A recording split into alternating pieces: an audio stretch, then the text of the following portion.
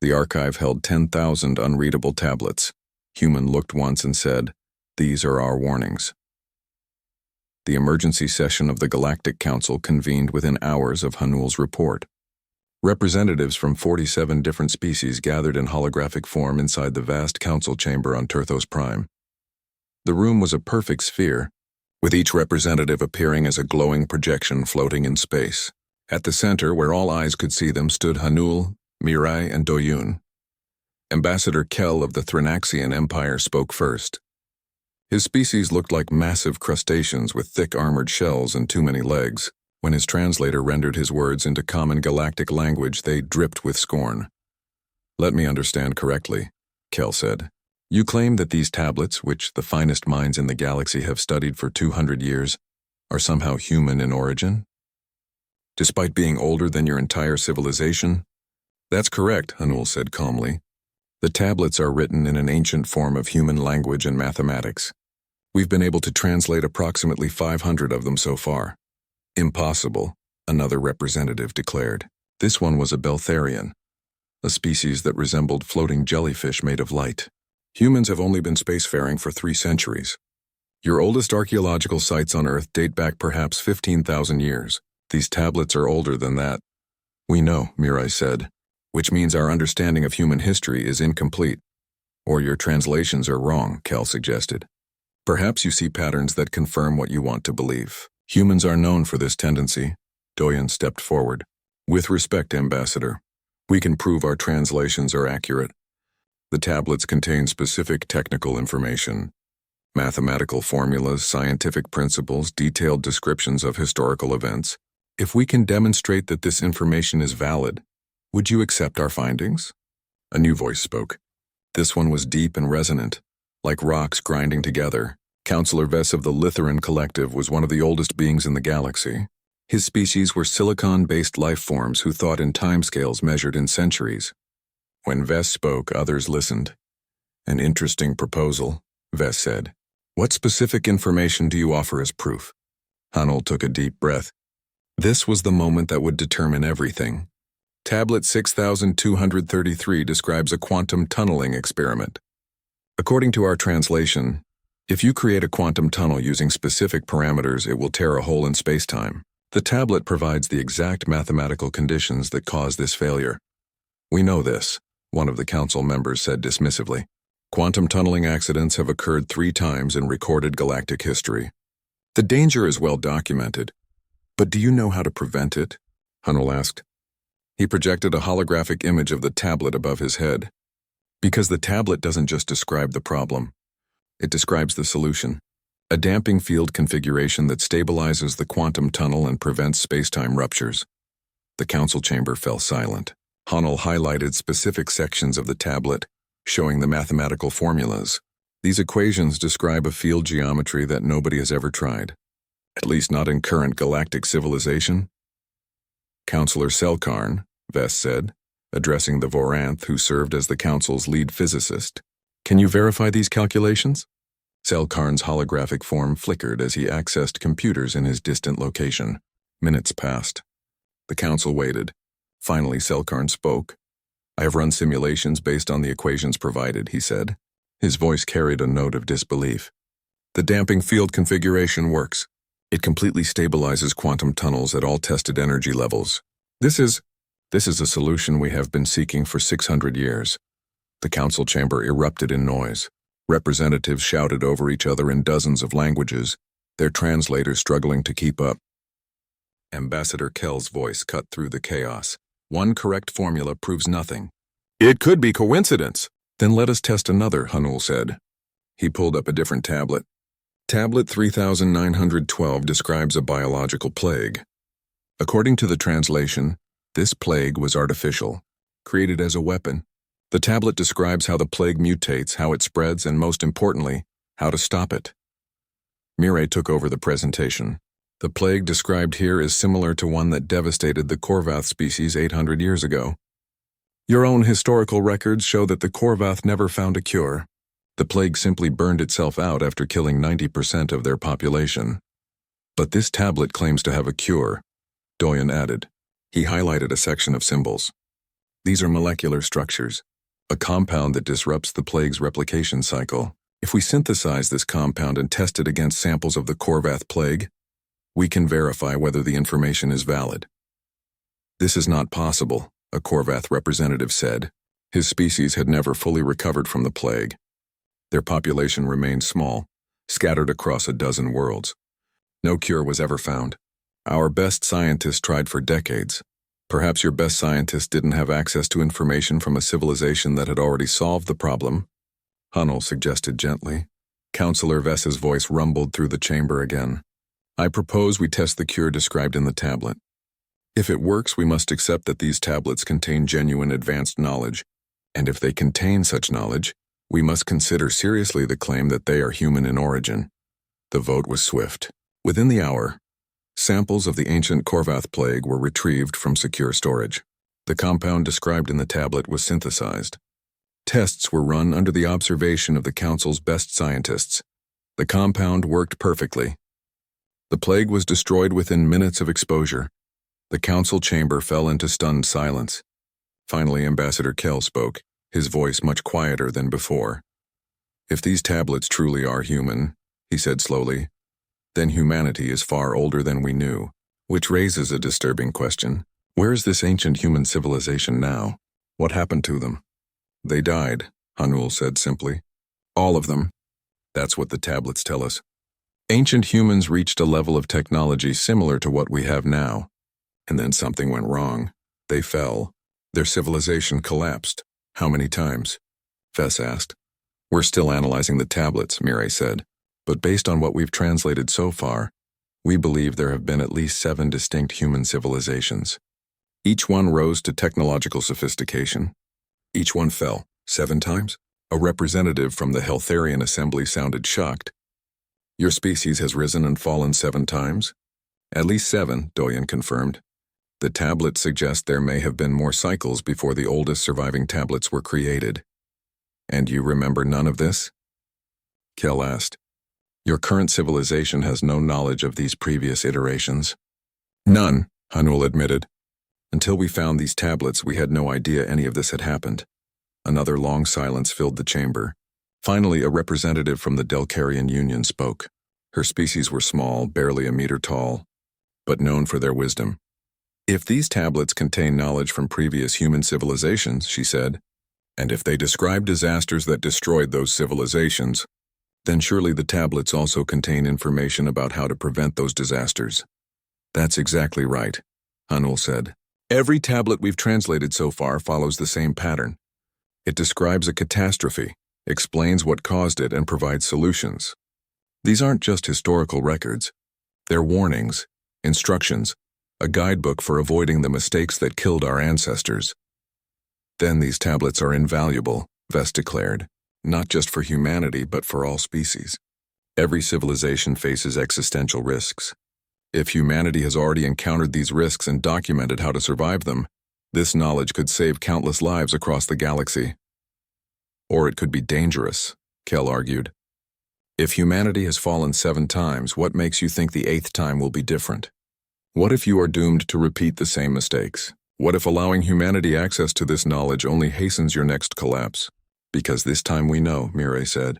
All the previous iterations of humanity didn't have these warnings. They made mistakes blindly. We have the opportunity to learn from those mistakes before we make them.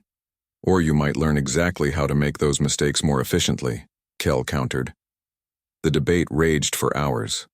Some representatives argued that humanity should be given full access to the tablets, allowed to learn from their ancestors' failures. Others insisted that humanity should be restricted, monitored, perhaps even quarantined to prevent whatever doom had claimed them 7 times before from spreading to the rest of the galaxy. Finally, Counselor Vess called for order. We cannot make such important decisions hastily, he said. I propose that the human team be allowed to continue their translation work. In 3 months, they will present a full report to this council. At that time, we will decide what restrictions, if any, should be placed on humanity. The vote passed, though not unanimously. As the council session ended and the holograms faded, Hunnell found himself alone with his team in the empty chamber. 3 months, Doyen said. That's not much time to translate 10,000 tablets. The archive held 10,000 unreadable tablets. Human looked once and said, "These are our warnings." The archive became a different place over the following weeks. What had been a quiet vault visited by occasional researchers transformed into a hub of frantic activity. Dozens of human specialists arrived from Earth and the colonies.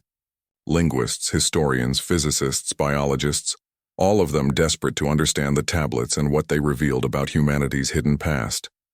Hanul barely slept. He moved from tablet to tablet, scanning and translating, building a picture of human history that contradicted everything he had been taught. The story the tablets told was both magnificent and terrifying. The first human civilization, according to the earliest tablets, had existed approximately 40,000 years ago. They had been hunter-gatherers who learned to farm, built cities, developed writing and mathematics.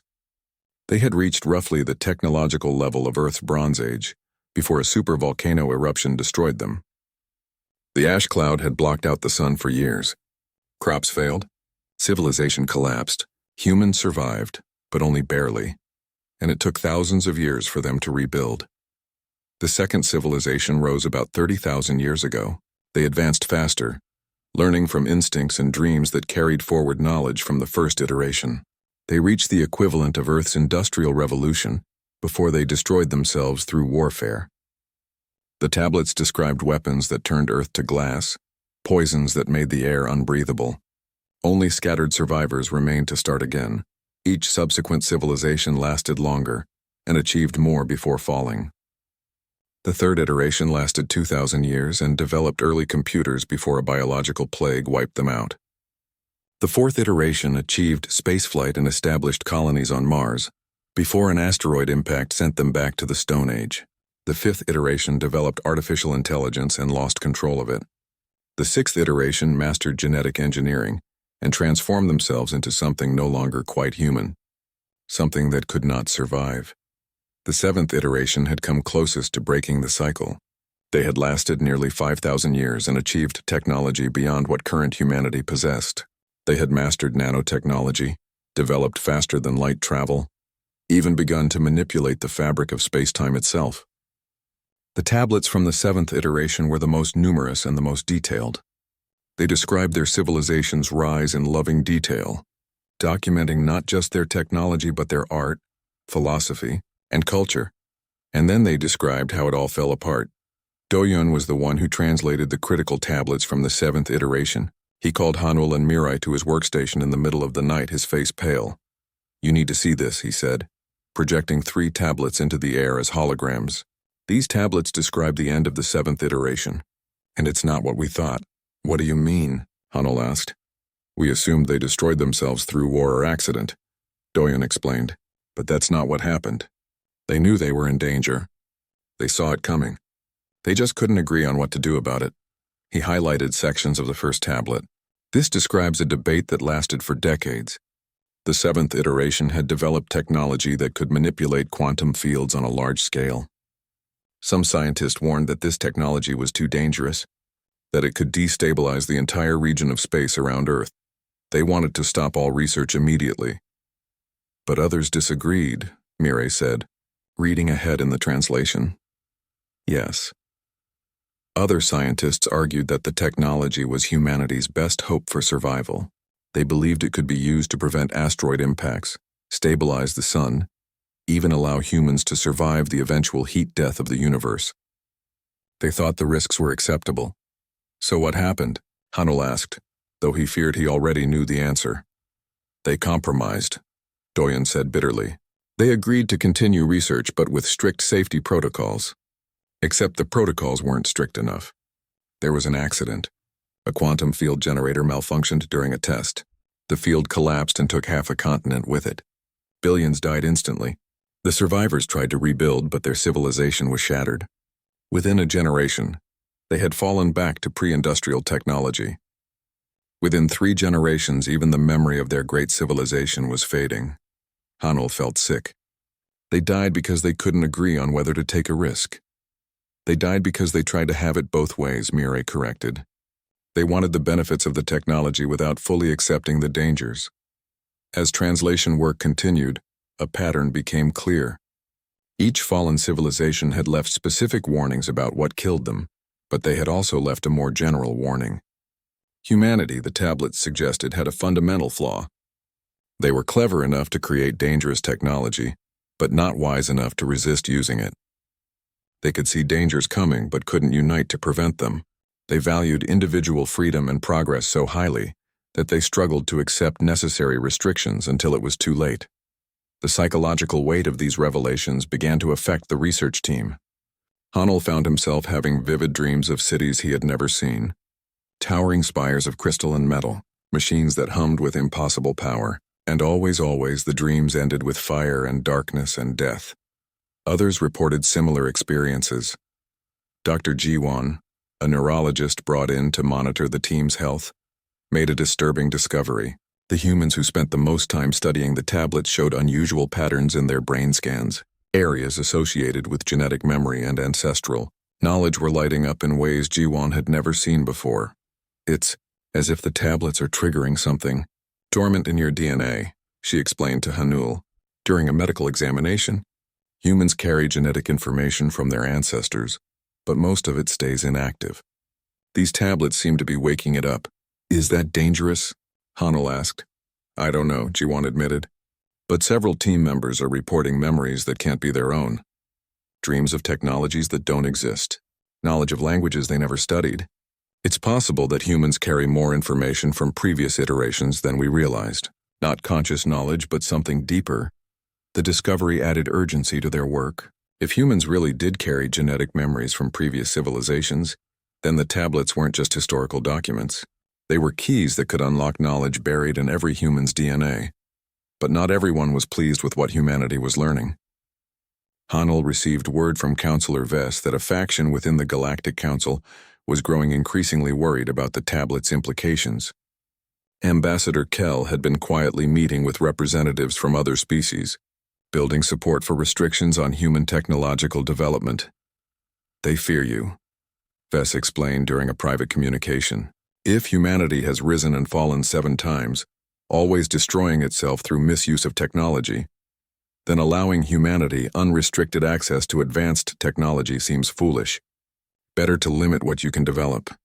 Better to monitor your progress. Better to keep you safe from yourselves. That's not their decision to make, Hanul protested. Perhaps not, Vess agreed. But they may try to make it anyway. There will be a vote in 2 months.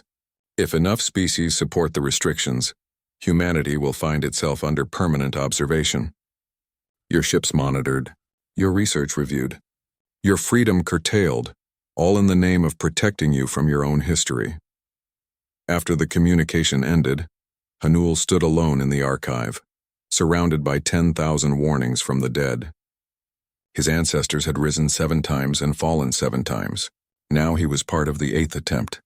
Would it end the same way? Would future humans, 10,000 years from now, dig up the ruins of his civilization and wonder what went wrong? Or could the cycle be broken? He thought about what made each civilization fall. Technology they couldn't control. Dangers they couldn't agree on how to face. Freedom they valued more than safety, until the lack of safety destroyed their freedom. But there was another pattern in the tablets, one that Doyen had discovered in the chronological data. Each civilization lasted longer than the one before. The first had lasted only a few hundred years. The 7th had lasted 5,000. Each time humanity got a little better at surviving, a little wiser, a little more capable of learning from mistakes. We're getting better, Hanul whispered to the silent tablets. Slowly, but we're learning. The question was whether they were learning fast enough, and whether the Galactic Council would give them the chance to find out. The archive held 10,000 unreadable tablets. Human looked once and said, "These are our warnings." The team worked through the night. Curator Thalvin visited twice to check on them, each time becoming more confused by their behavior. The humans had stopped using the sophisticated scanning equipment provided by the archive. Instead, they were using simple optical scanners and making notes on old-fashioned paper tablets. "This makes no sense," Thalvin said during his second visit. The Deltharian Institute spent 2 years analyzing these tablets with quantum-level scanners. They found nothing. You have been here 8 hours with basic equipment and claim to be making progress. Hanul looked up from his work. His eyes were red from lack of sleep but bright with excitement. That's because they were looking for something complex. These tablets were designed to be read by people who had lost everything. The message needed to be simple enough to survive. Survive what? Thelvin asked. The end of the world, Mireille said without looking up from the tablet she was photographing. Or several ends, actually. Thalvin left after that, clearly disturbed by the humans' strange answers. Hunul barely noticed. He was too focused on the patterns emerging from the tablets.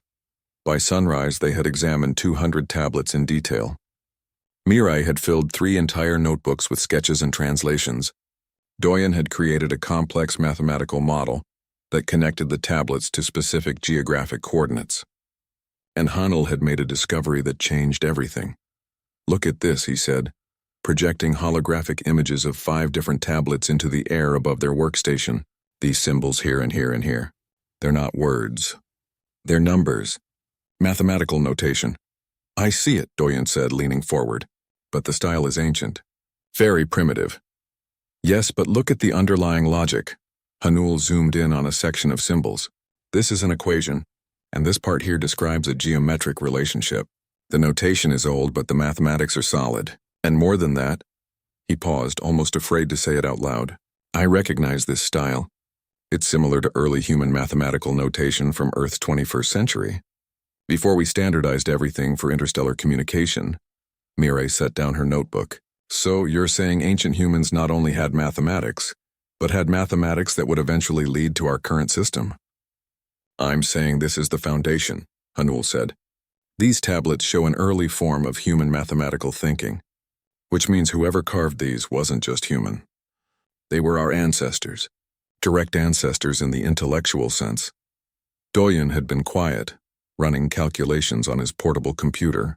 Now he looked up with a pale face. I matched the tablets to geographic coordinates. Each tablet corresponds to a specific location on a planet. What planet? Hunul asked. Earth, Doyen whispered. Every single tablet maps to a location on Earth. The 3 of them stared at each other. The implications were staggering. These tablets, which predated galactic civilization by thousands of years, were specifically about Earth, about humanity's homeworld. Show me the map, Hunul said. Doyen projected a holographic globe of Earth into the air. Red dots appeared across its surface, each one representing a tablet. They were scattered across every continent, concentrated in certain areas but present everywhere. Tablet 47, Doyen said, highlighting 1 dot. That's the Mediterranean Sea region. Tablet 238 is the Pacific Ring of Fire. Tablet 891 is Central Asia. The pattern continues for all 10,000 tablets. What do the tablets say about these locations? Mireille asked. Hunul pulled up his translation notes. Tablet 47 describes a catastrophic flood, not just heavy rain, but a fundamental shift in sea levels that drowned entire civilizations. The mathematical model suggests it happened about 12,000 years ago. The end of the last ice age, Mireille said, when glaciers melted and sea levels rose dramatically. Exactly. But there's more. Hunul brought up another tablet. Tablet 238 describes volcanic activity in the Pacific, massive eruptions that changed global climate. And this one? He pulled up a 3rd image. This one describes an asteroid impact. The mathematics here calculate the object's size, trajectory, and impact force. Doyen's fingers flew over his computer. I'm cross-referencing with Earth's geological record. He paused. These match. The dates encoded in the tablets correspond to real extinction events. The Permian-Triassic extinction, the Cretaceous-Paleogene extinction, smaller events that killed millions but not everything. But those events happened hundreds of millions of years ago. Mireille said, humans didn't exist then. Modern humans didn't, Hunul agreed. But what if there were others? Earlier versions of humanity that we don't know about? Civilizations that rose and fell long before our current recorded history? The idea seemed impossible.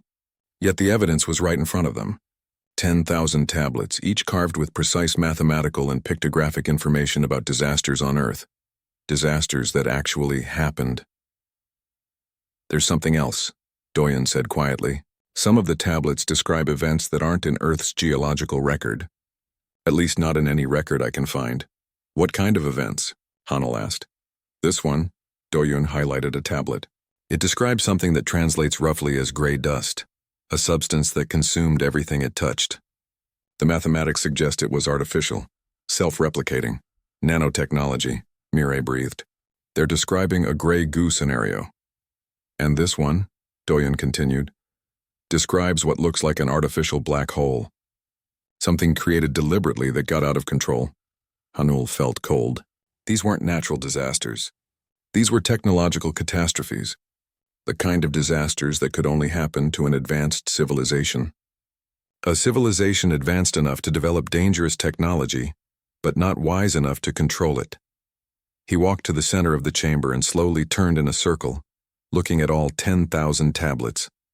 These aren't just warnings about natural disasters, he said slowly. These are warnings about what we did to ourselves, what humans did to themselves. But which humans? Mirai asked. When? I don't know, Hanul admitted. But I think we're about to find out. He approached tablet 1847. According to Doyen's mapping, this tablet corresponded to a region in what was now the Middle East. Hanul scanned it carefully, taking his time to decode each symbol. What he found made his blood run cold. This tablet describes a war, he said, not with conventional weapons, with something they called gray dust, self-replicating machines that consumed matter to build more of themselves. The war started when one group tried to use the technology against another. Within 6 months, it had spread across 3 continents. How did they stop it? Doyen asked. Hanul pointed to a section of the tablet. They didn't, not really. They developed a counter-agent, another form of nanomachine that could destroy the gray dust. But by the time they deployed it, billions were dead. The mathematical models here suggest the total collapse of whatever civilization existed at that time. And they wrote this down, Mirai said. They carved it in stone before they died. A warning to whoever came next. Not just a warning, Hanul corrected. Look at this section here. These are instructions, step-by-step procedures for how to stop the gray dust if it ever appears again. They solved the problem. They just didn't solve it in time to save themselves. The 3 humans stood in silence, surrounded by 10,000 warnings carved by hands that had turned to dust millennia ago. Warnings from humans to humans across a gulf of time so vast that all memory of the original writers had been lost. We need to contact the council, Hanul said finally. They need to know what we've found. They'll never believe us, Doyen said. Then we'll prove it, Hanul replied. We'll translate enough tablets to demonstrate that the knowledge contained here is real and verifiable. We'll show them that these warnings can save lives. And if they still don't believe us? Mirai asked. Hanul looked at her steadily. Then we translate them anyway. Because if these tablets are right, if humanity really has risen and fallen before, then we need to know what mistakes killed our ancestors. We need to know so we don't make the same mistakes again. He turned back to the tablets and began scanning the next one. Somewhere in these 10,000 stones was the complete history of humanity's failures, and possibly, just possibly, the key to making sure this time would be different. The archive held 10,000 unreadable tablets. Human looked once and said, "These are our warnings." The transport ship descended through the purple atmosphere of Terthos Prime's moon. Inside, Dr. Hanul pressed his face against the small window and watched the surface grow closer. Somewhere down there, buried beneath kilometers of ancient rock, waited the archive. He had dreamed of visiting this place since he was a child studying archaeology on Earth. Nervous? Mirai asked from the seat beside him. She was younger than Hanul, barely 30, but already one of the best language specialists Earth had produced in generations. Excited, Hanul replied. He glanced across the aisle where Doyen sat reviewing holographic displays of mathematical patterns. The young man barely looked up from his work, completely absorbed in the data. The ship landed smoothly on a flat metal platform. When the doors opened, the air that rushed in felt cold and dry. 3 alien figures waited at the base of the ramp. They were Voranth, tall and thin with skin that shimmered like oil on water. Their faces had too many angles to seem quite right to human eyes. The tallest one stepped forward. "Welcome to the Archive of Lost Civilizations. I am Curator Thalvin." His voice came through a translator device that made it sound flat and emotionless. "You are the human research team?" "Yes," Hanul said, walking down the ramp with his colleagues behind him. "Thank you for allowing us access to the tablets." Thalavan's head tilted in what might have been the Varanth equivalent of a shrug. "The Council granted you 3 days. We expect you will need less. Many teams have tried to read those tablets. All have failed." They followed the Varanth across the landing platform and into a massive elevator that descended deep into the moon's crust. The ride took nearly 20 minutes. Hanul felt his ears pop several times as the pressure changed around them. "The archive was built 4,000 years ago," Thalavan explained as they dropped deeper. "It houses artifacts from 300 extinct species. We study them to understand why civilizations fail. Perhaps we can avoid their mistakes." "A noble goal," Mireille said. "A necessary one," Thalavan corrected. "Extinction is the most common fate of intelligent life. Only by understanding the past can we hope to survive the future." The elevator finally stopped. The doors opened onto a vast chamber carved from living rock. Lights embedded in the ceiling cast a soft white glow over endless rows of display cases and storage vaults. The space was so large that Hanul could barely see the far walls. Thalavan led them through corridors lined with strange objects. Hanul saw weapons that looked like twisted metal sculptures, containers filled with liquids that glowed in colors he had no names for, and devices whose purposes he could not begin to guess. Each item had a small holographic label floating beside it, displaying information in several galactic languages. "The tablets are in Vault 7, Thalavan said. "They have their own chamber because of their unusual properties." "What properties?" Doyen asked, speaking for the first time since they arrived. "They resist scanning," Thalavan explained. "Most conventional analysis methods fail. The material they are made from does not match anything in our databases, and the symbols carved into them change depending on the angle of observation. They pass through 3 security checkpoints before reaching Vault 7. Each door was massive and covered in warning symbols. When the final door slid open, Hanul's breath caught in his throat. The chamber beyond was circular and enormous. The walls rose at least 50 meters high, and every square centimeter of wall space was covered with stone tablets. They were arranged in neat rows, each one held in place by invisible force fields. 10,000 tablets. 10,000 mysteries that had stumped the galaxy's best minds for 2 centuries. "Beautiful," Mireille whispered. Hanul walked slowly into the center of the room, turning in a circle to take it all in. The tablets were all roughly the same size, about 1 meter tall and half a meter wide. They looked like they had been carved from dark green crystal, though the material seemed to shift colors slightly in the light. Symbols covered both sides of each tablet in precise geometric patterns. "Your workstation is here," Thalavan said, gesturing to a cluster of equipment in the middle of the chamber. "You have access to all our scanning technology and databases. If you need assistance, simply call. I will be monitoring from the control room." After the Varanth left, the 3 humans stood in silence for a long moment. "Where do we even start?" Mireille asked. "The beginning," Hanul said. He walked to the wall and examined the tablet labeled as number 1. The force field holding it in place hummed softly.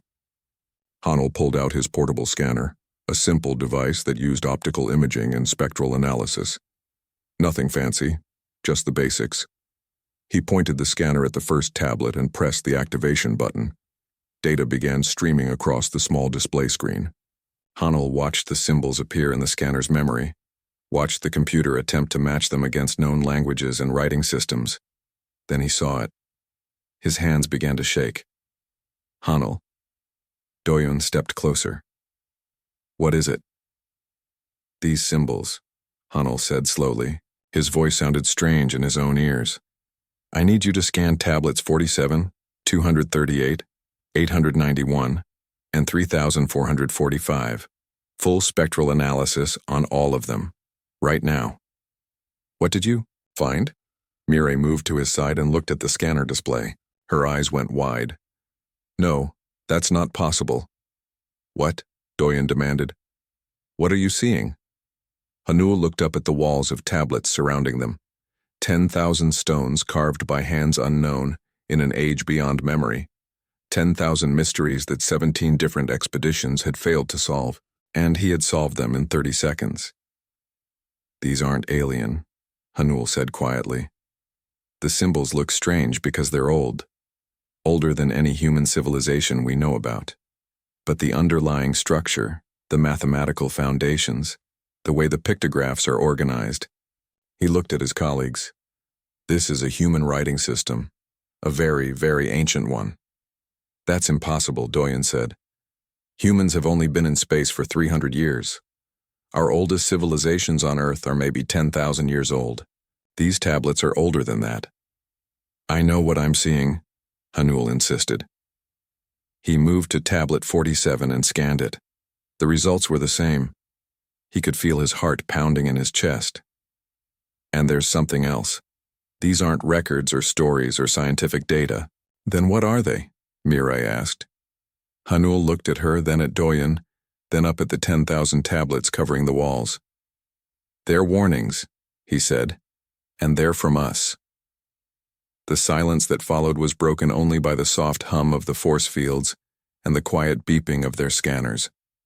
Somewhere far above them, the galaxy continued on, unaware that everything it thought it knew about humanity was about to change. Hanul's hands were still shaking as he began scanning the next tablet.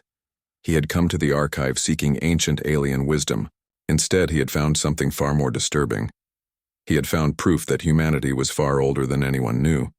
And whatever had happened to those ancient humans, it had been bad enough that they felt the need to carve warnings in stone. Warnings that had waited in silence for thousands of years, hoping that someday their descendants would be wise enough to read them. The archive held 10,000 unreadable tablets. Human looked once and said, "These are our warnings." 2 months after the initial discovery, Hanul's team had translated nearly 3,000 tablets. The knowledge contained within them was staggering. Advanced physics that would take current human scientists decades to fully understand. Medical treatments that could cure diseases still considered terminal. Engineering principles that could revolutionize space travel. All of it carefully documented by civilizations that had mastered these technologies before destroying themselves. But the most important discovery came from a tablet that Miri found tucked away in a corner of the archive. Tablet 4567 was different from the others. Instead of describing catastrophes and solutions, it contained what appeared to be a personal message. "Listen to this," Mirai said, gathering the team around her workstation. She began reading her translation aloud.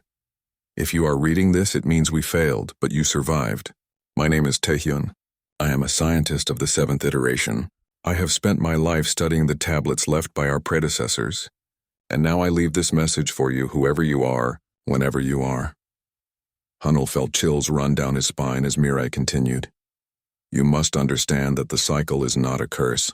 It is education. Each time humanity rises, we carry forward something our ancestors learned, even if we do not consciously remember. It lives in our dreams, our art, our instincts about danger. The fact that you found these tablets and could read them means you are ready to receive their lessons. Every civilization before yours made the same mistake. We believed we could master nature, control technology, bend reality to our will without consequence. We were wrong. Power without wisdom leads to destruction, but wisdom without the experience of power is meaningless. You cannot learn to handle fire without getting burned. This is why the cycle exists. Each iteration reaches a little higher before falling. Each time we get a little wiser, a little more careful. The first humans used fire without understanding it and burned their forests. Later humans used nuclear power without understanding it and destroyed their cities. The pattern repeats with every new technology, at every level of advancement. But here is what you must know. The time between cycles is increasing. The first iteration lasted 300 years. The second lasted 700. Each civilization endures longer than the last because we learn. Not consciously, but in our blood, in our bones, in the stories we tell ourselves without knowing why. You are the 8th iteration. Perhaps you will be the last. Perhaps you will be the one that finally breaks free. Or perhaps you will fall like we did and your children will rise for a 9th attempt. Either way, do not despair. Every ending is also a beginning. Every failure teaches success. And humanity, whatever else we are, we never stop trying. When Mirai finished reading, the room was silent. Hanul felt something shift inside him. Taehyun had been dead for thousands of years, but his message bridged that vast gulf of time. One scientist speaking to another across the ages, offering not just knowledge but hope. Doyen broke the silence. He's right about the pattern. I've been analyzing the timeline. He pulled up a holographic graph showing the lifespan of each human civilization. The first iteration lasted 300 years. The second, 700. The third, 1,200. The fourth, 2,000. The fifth, 3,000. The sixth, 4,000. The seventh, 5,000. Each one lasts longer, Mirai said, not just longer. Look at the rate of increase. Doyen highlighted the curve of the graph. It's accelerating. The gap between the sixth and seventh iterations was smaller than the gap between fifth and sixth. The pattern suggests that eventually, a civilization will last long enough to develop true stability, long enough to build wisdom that matches its power. How long would that take? Hanul asked. Based on the pattern, the iteration that breaks the cycle would need to last at least 10,000 years, Doyen said. Maybe longer. And how long has our civilization lasted so far? Doyen checked his data. If we count from the first evidence of agriculture on Earth, about 12,000 years. If we count from the first cities, about 10,000. If we count from writing, 6,000. If we count from the Industrial Revolution, 300. So depending on how you measure it, we've either already beaten the record, or we're just getting started, Mirai said. Hanul thought about this. Current human civilization had certainly lasted a long time by historical standards. But had it existed long enough to develop the wisdom needed to handle the technologies that were coming? Artificial intelligence, genetic engineering, quantum manipulation. All the technologies that had destroyed previous iterations were on the horizon for current humanity. The question was made more urgent by the upcoming council vote. In 2 weeks, the Galactic Council would decide whether to impose restrictions on human technological development. Ambassador Kell and his allies had been building support, arguing that humanity's history of repeated self-destruction made them too dangerous to leave unsupervised. Counselor Vess contacted Hanul privately to warn him about the situation. The vote will be close, Vess said. Many species are genuinely worried. If humanity has failed 7 times before, what confidence can we have that this iteration will succeed? But restricting our development won't help, Hanul argued. The 7th iteration tried that. They imposed safety protocols and restrictions, and it didn't save them. If anything, it made things worse because it created a false sense of security. I agree with you, Vess said. But you must convince the Council. And to do that, you need to show them not just that humanity has failed in the past, but that you have learned from those failures. That night, Hanul couldn't sleep. He walked through the archive alone, looking at the thousands of tablets that still remained untranslated.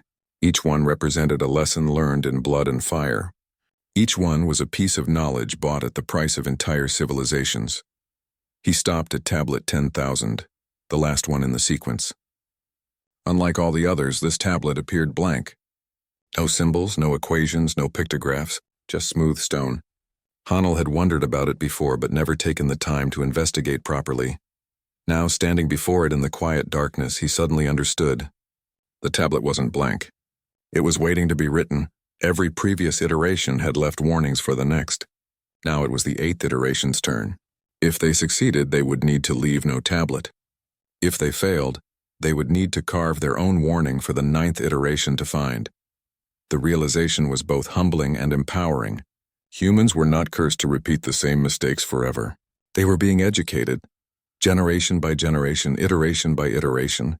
The cycle was not a prison. It was a school, and the tuition was paid in the blood of billions. Hanul returned to his quarters and began preparing for the council presentation. He knew what he needed to say. He needed to show them that humanity understood its own history, acknowledged its own failures, and was committed to learning from them. But more than that, he needed to show them that the lessons in the tablets were not just for humanity. Every species in the galaxy faced similar challenges. The dangers that had destroyed human civilizations were universal dangers that any technological species would eventually face. The tablets were not just humanity's warnings to itself. They were humanity's gift to the galaxy, a guidebook written in the blood of the fallen, showing every species the pitfalls to avoid on the path to becoming truly advanced. 3 days before the council vote, Hanul received a visit from Ambassador Kel.